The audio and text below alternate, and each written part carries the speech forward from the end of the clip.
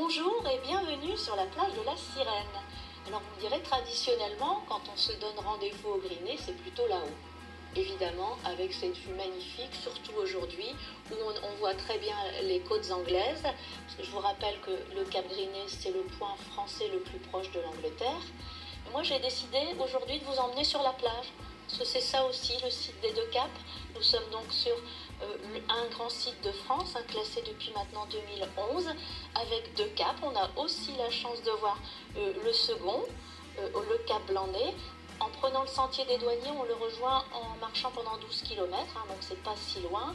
Éclatant aujourd'hui, ce Cap Blanc-Nez dans la lumière, on y voit bien ces côtes donc blanches qui lui ont donné son nom, alors qu'ici nous sommes sur le Cap Griné. Alors il n'est pas si gris que ça, il y a de la végétation, de la verdure.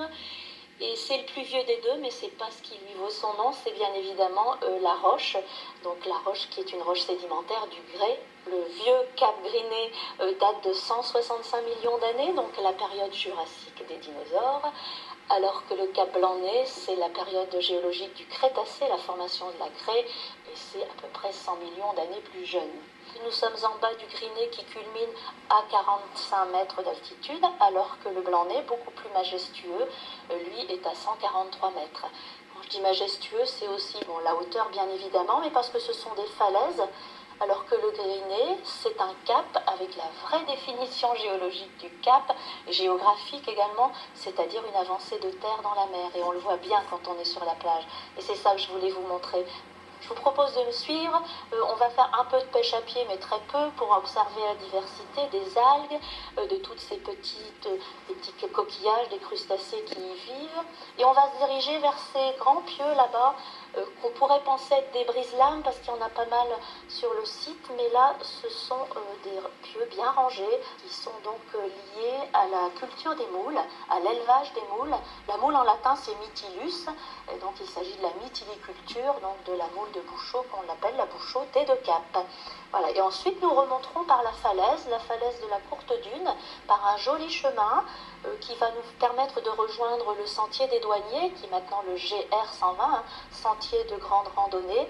Et vous verrez là le panorama, c'est pas aussi haut qu'au Cap Griné, mais c'est juste à côté, avec vraiment une merveilleuse vue sur la baie d'Huissan.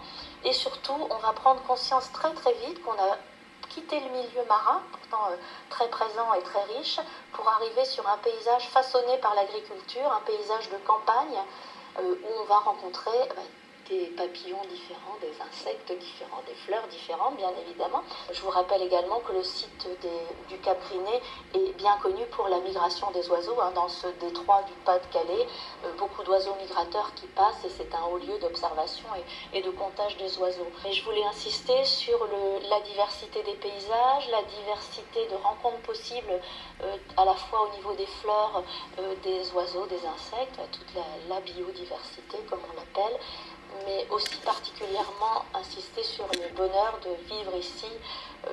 Tous les jours, les lumières changent, la marée change bien évidemment, et donc le Cap Griné, vous pouvez venir le voir tous les jours, ce ne sera jamais le même, et vous aurez toujours un coup de cœur.